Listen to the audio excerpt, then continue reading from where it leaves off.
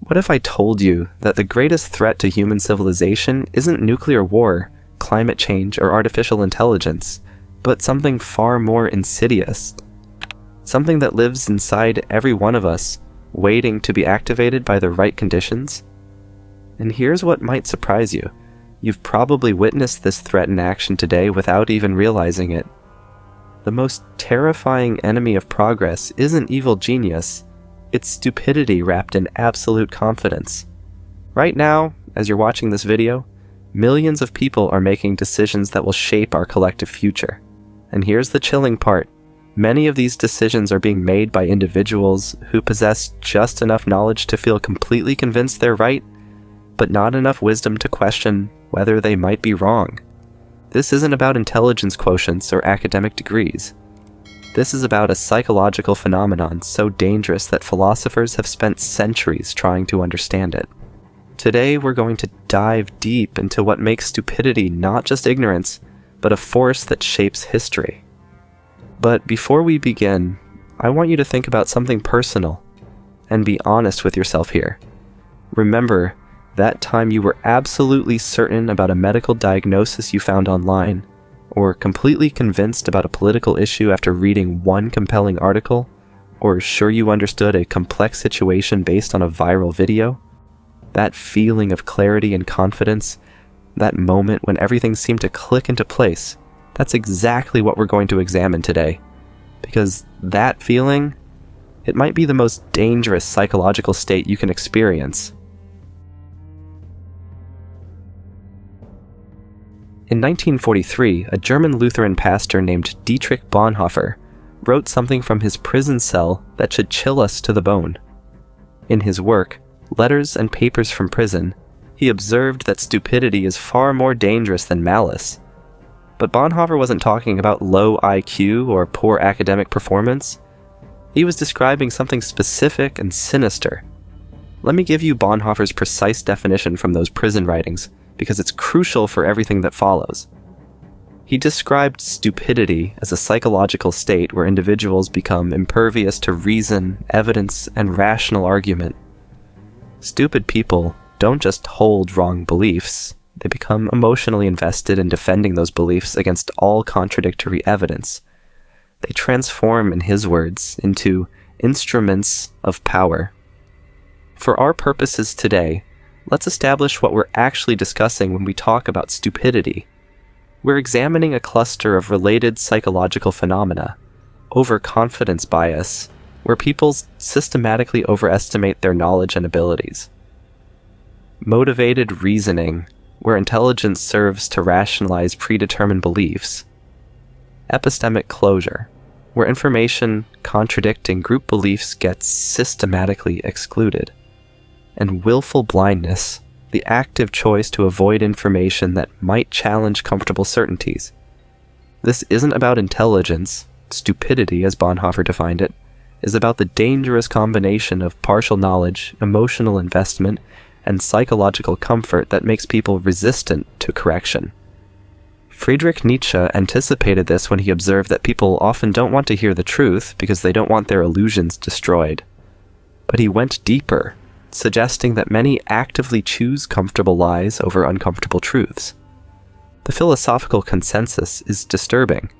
Stupidity isn't merely individual failing, it operates as a collective force that spreads through societies, creating conditions where wrong ideas aren't just tolerated, but celebrated and defended with religious fervor. Now, pause for a second and think about the last time you felt like an expert on something after just a few minutes of research. Maybe you watched a YouTube video about investing, read an article about nutrition, or followed a Twitter thread about geopolitics. Did you feel more knowledgeable? More confident? If you're nodding right now, you've experienced what we're about to discuss. Let's examine the specific mental processes that create what Bonhoeffer called stupidity. In 1999, psychologists David Dunning and Dunning-Kruger discovered something that perfectly explains why partial knowledge feels so certain. Their research revealed that people with the least competence in a domain consistently overestimate their abilities in that exact domain. The mechanism is elegant and terrifying. The same skills needed to perform well are the same skills needed to recognize good performance. But here's what makes this particularly insidious in our modern world. We're all beginners in most domains of knowledge. The person who reads one study about vaccines, watches one documentary about economics, or follows one political commentator develops enough familiarity to feel informed while remaining fundamentally ignorant of the field's complexity. Add confirmation bias to this mix, and you get a perfect storm. Our brains don't evaluate information objectively. We use new information as ammunition to defend existing beliefs while systematically ignoring contradictory evidence. This isn't conscious deception, it's how human cognition naturally operates under emotional pressure. The illusion of superiority completes this toxic combination. Research consistently shows that most people rate themselves as above average in intelligence, moral character, and almost every positive trait. When combined with motivated reasoning, this creates individuals who use their genuine intellectual abilities not to pursue truth, but to construct increasingly sophisticated defenses of their predetermined conclusions. Here's the crucial insight that explains why this phenomenon is so persistent, and why you need to pay attention to this. Studies reveal that people consistently prefer simple, emotionally satisfying explanations over complex, nuanced truths. Think about your own news consumption for a moment. Do you click on articles with headlines like the complex relationship between economic policy and social outcomes? Or, this one simple trick politicians don't want you to know? Be honest, our brains evolved to make quick decisions with limited information, not to carefully analyze multifaceted policy issues or scientific controversies. We're naturally drawn to explanations that reduce cognitive burden and make us feel good about our existing beliefs. To understand how stupidity becomes dangerous, we need to examine specific historical examples beyond the familiar Nazi case study. Consider Lysenkoism in the Soviet Union during the 1930s through 1960s. Trofim Lysenko promoted agricultural theories that contradicted established genetics, claiming that acquired characteristics could be inherited. His ideas appealed to Marxist ideology and promised rapid agricultural improvement. When Soviet leadership embraced Lysenko's theories, scientists who disagreed were imprisoned or executed. The result? Agricultural disasters that contributed to famines killing millions. The key pattern here isn't that everyone became unintelligent overnight. Instead, a combination of ideological appeal, authority endorsement, and social pressure created conditions where questioning Lysenko's theories became psychologically and socially costly. Scientists who knew better remained silent or convinced themselves that their doubts were unfounded. Jump forward to the Salem witch trials. Educated, religious communities became convinced that witchcraft threatened their society. The evidence was testimony from afflicted children and confessions extracted under pressure. But here's what's chilling. Many participants later recognized they'd been caught up in collective delusion, yet while it was happening, their certainty felt completely rational. The pattern repeats: partial information, emotional investment, social reinforcement, and authority validation combine to create unshakable certainty in demonstrably false beliefs. The intelligence of the participants isn't the issue. It's how intelligence gets redirected toward defending group beliefs rather than pursuing accurate understanding. In more recent history, consider the Iraq WMD intelligence failure. Highly educated intelligence analysts, policymakers, and journalists became convinced of weapons that didn't exist. Post-invasion analysis revealed how confirmation bias, groupthink, and political pressure led sophisticated people to mistake confident assertions for reliable evidence. Here's where things get personal, and I want you to pay close attention because this directly affects you.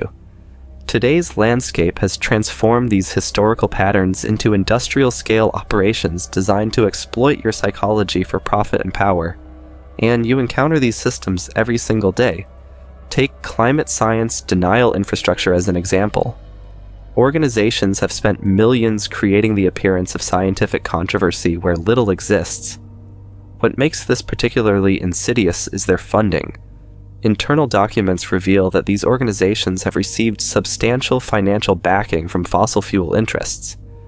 They don't need to convince people that climate science is wrong. They just need to create enough doubt to prevent policy action. Their strategy exploits motivated reasoning. People who prefer not to change their lifestyle or support climate policies can find seemingly credible sources that validate their preferences. The modern anti-vaccination movement provides another clear example. Organized networks have created elaborate systems of websites, conferences, and social media groups that provide parents with sophisticated-sounding arguments against vaccination. These groups often receive funding from alternative medicine companies and supplement manufacturers who profit from vaccine hesitancy. Parents who are already anxious about medical interventions for their children can find communities of like-minded individuals and experts who validate their concerns, creating epistemic bubbles where vaccine hesitancy feels not just reasonable, but scientifically supported. Consider how this plays out in practice. A concerned parent Googles vaccine safety and finds professional-looking websites with medical-sounding language citing studies that link vaccines to autism. These sites feature testimonials from other parents and interviews with people introduced as doctors and researchers. What the parent doesn't see is that many of these experts have financial ties to alternative medicine companies. The studies cited are either retracted or misrepresented, and the websites are funded by organizations that profit from selling expensive, natural treatments and supplements as vaccine alternatives. The parent feels like they've done responsible research when they've actually been guided through a carefully constructed information environment designed to exploit their natural protective instincts. But here's what makes modern weaponization particularly sophisticated, and this is something you've probably fallen for without realizing it. Bad actors have learned to exploit intellectual virtues for manipulative purposes. They encourage you to do your own research, question everything, and think for yourself. All genuinely valuable intellectual practices. Sound familiar? You've probably seen these exact phrases used to justify some pretty questionable conclusions. But they direct this curiosity toward predetermined sources and conclusions, creating the illusion of independent discovery while actually guiding people through carefully constructed information environments. Now, before you start thinking, this doesn't apply to me, let me ask you something. How many times today have you scrolled through social media? How many headlines did you read versus full articles? How many things did you feel confident about based on a post or a comment thread? If you're like most people, the answers might be uncomfortable. The relationship between technology and stupidity deserves deeper analysis, because it's not simply that social media makes everyone more ignorant. The picture is more complex and more troubling. Social media has created unprecedented access to information and diverse perspectives. A curious person today can access academic papers, international news sources, and expert commentary that would have been impossible to find 20 years ago.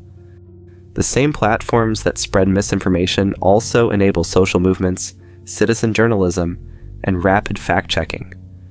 But here's the paradox. This explosion of available information has created overwhelming cognitive noise that makes careful analysis practically impossible for most people. When thousands of sources compete for attention, people naturally gravitate toward content that feels familiar, emotionally satisfying, or aligned with their existing social networks.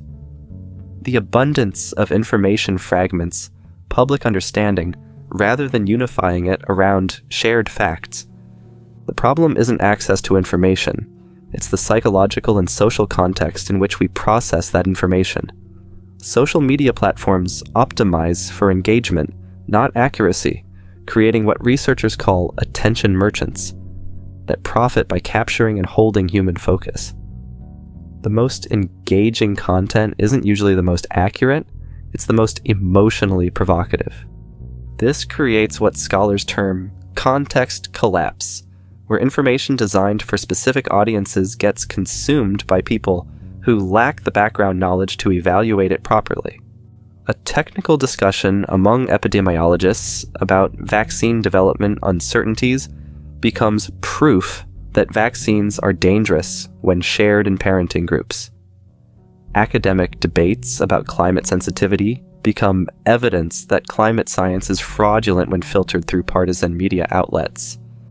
The speed of the social media amplification means that stupidity can spread faster than correction mechanisms can operate. A misleading headline can reach millions of people within hours, while careful debunking might take days to produce and reach a fraction of the original audience. Perhaps most insidiously, social media has created what researchers call artificial consensus. When algorithms show us content that confirms our biases, we get the impression that our views are more widely shared than they actually are. This makes extreme positions feel mainstream and reasonable positions seem fringe or controversial. Here's the most uncomfortable truth about everything we've discussed. You're vulnerable to all of it, and so am I. Research by Philip Tetlock at the University of Pennsylvania tracked thousands of expert predictions and discovered something profound about human overconfidence. Even specialists consistently overestimate their ability to predict outcomes in their own fields. Political scientists couldn't reliably predict elections. Economists struggled with market forecasts. The pattern wasn't random. Experts were most overconfident in areas where they had the most knowledge. But here's what's even more disturbing. Highly intelligent people are actually worse at recognizing their own biases because they're better at constructing sophisticated justifications for whatever they already believe. Your intelligence can literally work against you, turning you into a more effective self-deceiver rather than a better truth seeker. But Tetlock also identified super forecasters, people who consistently outperform experts. They aren't necessarily smarter, but they share specific habits. They actively seek contradictory information, update beliefs incrementally, and think in probabilities rather than certainties. Most importantly, they cultivate intellectual humility, recognition that their understanding might be incomplete. The good news? We know what actually works against weaponized stupidity. Nordic countries, particularly Finland, provide excellent examples. Following increased concerns about disinformation campaigns after Russia's 2014 annexation of Crimea, Finland intensified its comprehensive media literacy programs starting in elementary school. Students learn to analyze the same news story from multiple sources and identify emotional manipulation techniques. The results are measurable. Finnish citizens show significantly higher resistance to misinformation compared to countries without this training, with Finland consistently ranking as the most resilient to disinformation in European studies. The key insight from research is that people develop resistance to manipulation when they understand the psychological mechanisms being used against them. It's not about memorizing reliable sources. It's about understanding how your own mind can be exploited. Think about your own experience. Have you ever dismissed an expert's opinion because it contradicted something you wanted to believe? Felt completely confident about a political issue after consuming content only from sources that align with your preferences? Shared an article without reading it because the headline confirmed your existing thoughts? If you answered yes, and most of us would, then you understand exactly what we're dealing with. So what can you actually do about this right now? Here are 3 specific practices that research shows make a real difference. First, here's a challenge I want you to try this week. Find one issue where you have strong opinions, and spend 30 minutes reading the highest quality arguments from people who disagree with you. Not straw man versions, but the most sophisticated, well-reasoned opposing viewpoints. You don't have to change your mind, but notice how this affects your confidence level. The goal is ensuring your beliefs can survive contact with high-quality opposition. Second, before sharing anything on social media, try this 30-second check. Who funded this information and what's their agenda? Has at least one other reputable source covered this topic, and how does their framing compare? Once you start doing this consistently, you'll be amazed at how much questionable information you are unknowingly spreading. Third, and this might be the most important, start noticing when you feel absolutely certain about something complex. That feeling of complete confidence, that's your warning signal. The moment you think, this is obviously true about a complicated issue, is precisely when you should pause and ask yourself, what would convince me I'm wrong about this? If you can't think of anything, that's a red flag about the quality of your reasoning. The most important finding is that small, consistent practices compound over time. The key is sustainability. Choose habits you can maintain, rather than dramatic changes you'll abandon after a few weeks. Remember, the antidote to stupidity isn't more information. It's better thinking habits, and the courage to remain curious about your own potential errors. The question isn't whether you'll encounter these psychological traps, it's whether you'll build the habits to recognize and resist them when they appear. Here's what I need you to do right now. If this video helped you recognize even one way you might be vulnerable to manipulation, share it with someone who needs to hear this. Not because you want to prove how smart you are, but because the people you care about are swimming in the same ocean of weaponized information that's designed to exploit all of us. The future of rational discourse depends on more people understanding these mechanisms. Don't just hit like and move on. Actively spread this knowledge to your network. The stakes are too high to keep this information to yourself.